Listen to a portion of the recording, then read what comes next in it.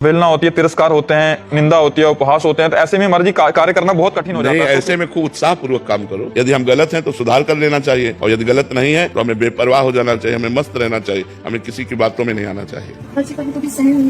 नाम जब करो तो इससे सहनशीलता बढ़ेगी। कि कब तक सहन करें, कब तक सहन करें? हमें बराबर जीवन भर सहन करना पड़ेगा। जो सहन कर गया वही महात्मा, जो टूट गया वही संसारी। क्या परिस्थिति परिवर्तित करने के लिए श्री जी से परिस्थिति परिवर्तित करने के लिए नहीं, परिस्थिति में हृदय को परिपक्व करने के लिए भगवान ने बनाया है। परिस्थिति भगवान ने दिया है हमारे हृदय को परिपक्व करने के लिए। हम परिस्थिति परिवर्तन की मांग ना करें, हम उस परिस्थिति में डटकर लड़ने की क्षमता प्राप्त करें। हम कहाँ भाग के जाएंगे, जहाँ जाएंगे वहां आया है। जिस परिस्थिति में भगवान ने मुझे रखा है, बहुत सोच समझ के रखा है, और भगवान के द्वारा किए हुए विधान रूपी परिस्थिति में हमको बलवान बनना है, कमजोर नहीं बनना, हमको सहनशील बनना है। और जब आप सहन करने लगोगे ना तो आपको बुरा ही नहीं लगेगा, बुरा लगना ही बंद हो जाएगा। आप कहते हो कब तक सहन करें, सहन करना ही नहीं होगा, वो बुरा ही नहीं लगेगा। बुरा तब तक लगता है जब तक अहंकार रहता है। नाम जब करते हैं अहंकार जब भगवान के चरणों में समर्पित होता है फिर बुरा नहीं लगता, फिर हंसी आती है। जैसे पागल आदमी आपको कुछ बोले तो आपको बुरा नहीं लगेगा, क्योंकि आपको पता पागल है। ऐसे ही माया में पागल लोग हैं, यदि निंदा करते हैं, अपमान करते हैं, तो हमें मुस्कुरा के चल देना चाहिए, हमें बुरा नहीं मानना चाहिए। और ये क्षमता आएगी भजन से, जितना भजन करोगे